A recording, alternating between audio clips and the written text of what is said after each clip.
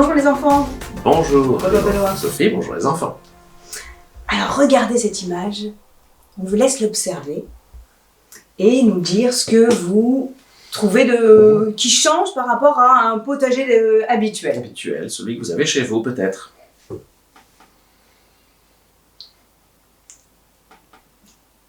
Alors, est-ce que vous avez trouvé des différences?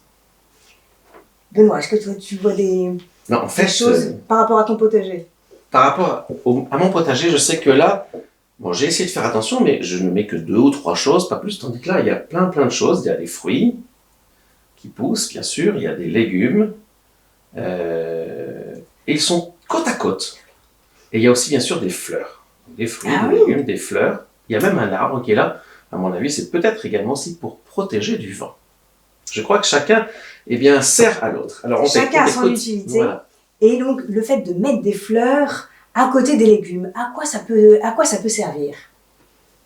C'est certainement pour faire plaisir aux légumes, qui se disent, on est bien entouré ici. Mais entouré parce qu'il y a des belles couleurs et aussi des belles odeurs. Les fleurs ou les herbes aromatiques, ça sent très fort et du coup, ça dérange les insectes ou ceux qui veulent aller manger les légumes, et du coup, ça protège nos légumes contre les attaques des petits insectes qui voudraient manger nos légumes. Et deuxième utilité des fleurs dans un potager. Elles attirent les abeilles, puis même quelques mouches d'ailleurs. Et cela sert, Sophie? Ça sert pour la pollinisation et ça permet d'avoir des bonnes fleurs et ensuite des fruits et des légumes. Voilà. Donc, vous avez vu une des différences. Et ensuite, est-ce qu'il n'y a pas un autre truc qui est un peu bizarre? Alors, c'est au sol. Au sol, est-ce que vous voyez de la terre ou autre chose? Regardez, il y a ce qu'on peut l'appeler du paillis. Du paillis, c'est de la paille en fait. Et bien voilà, Sophie, c'est quoi alors le paillis? Oui, ça peut être de la paille, ça peut être des copeaux de bois, ça peut être du foin, des feuilles mortes. Et il y a beaucoup d'utilité à pailler la terre, c'est-à-dire qu'on ne voit plus du tout la terre. Comme ça, elle ne va pas se dessécher. Quand il va pleuvoir, la terre sera humide et le soleil ne va pas l'évaporer. Donc, on va garder la terre, l'eau dans la terre. Voilà.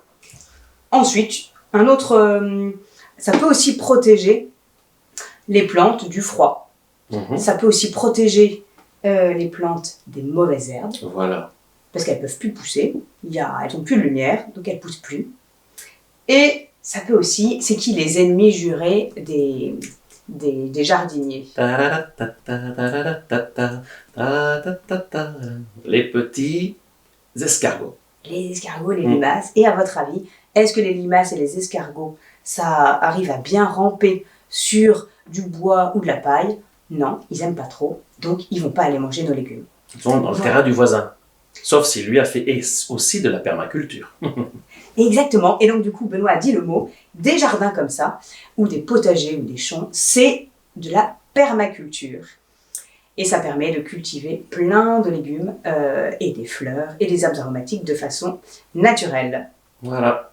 Halte aux produits. Et comme ça, c'est naturel. Bye bye. Bonne découverte de la permaculture. À bientôt.